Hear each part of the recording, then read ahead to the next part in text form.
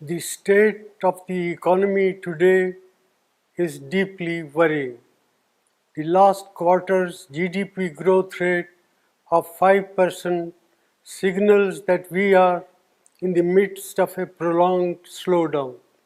India has the potential to grow at a much faster rate, but all-round mismanagement by the Modi government has resulted in this slowdown. It is particularly distressing that the manufacturing sector's growth is tottering at 0.6%.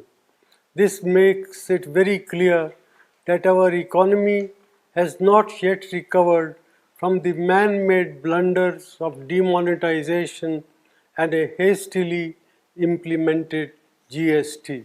Domestic demand is depressed and consumption growth is at an 18-month low. Nominal GDP growth is at 15-year low. There is a gaping hole in tax revenues. Tax buoyancy remains elusive as businessmen, small and big, are hounded and tax terrorism continues unabated. Investor sentiment are in doldrum.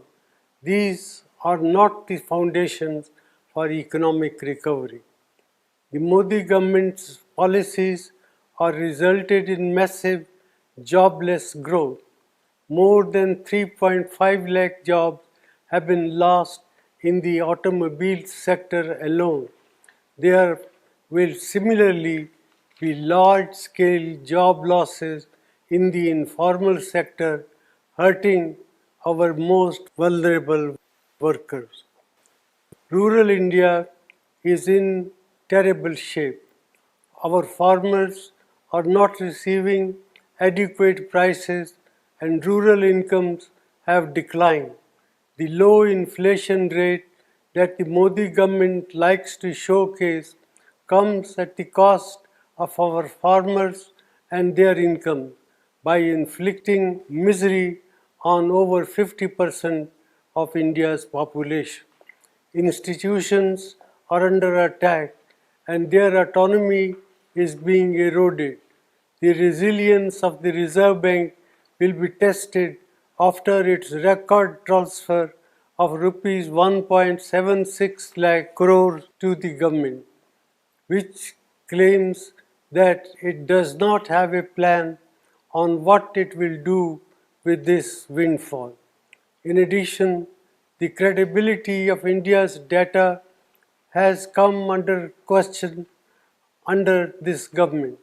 Budget announcements and rollbacks have shaken the confidence of international investors.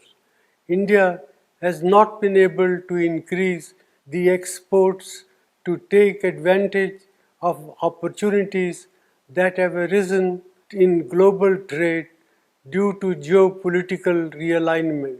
Such is the state of economic management under the Modi government. Our youth, our farmers and our farm workers, entrepreneurs and the marginalized sections deserve better. India cannot afford to continue down this path. Therefore, I urge the government to put aside vendetta politics and reach out to all sane voices and thinking mind to steer our economy out of this man-made crisis.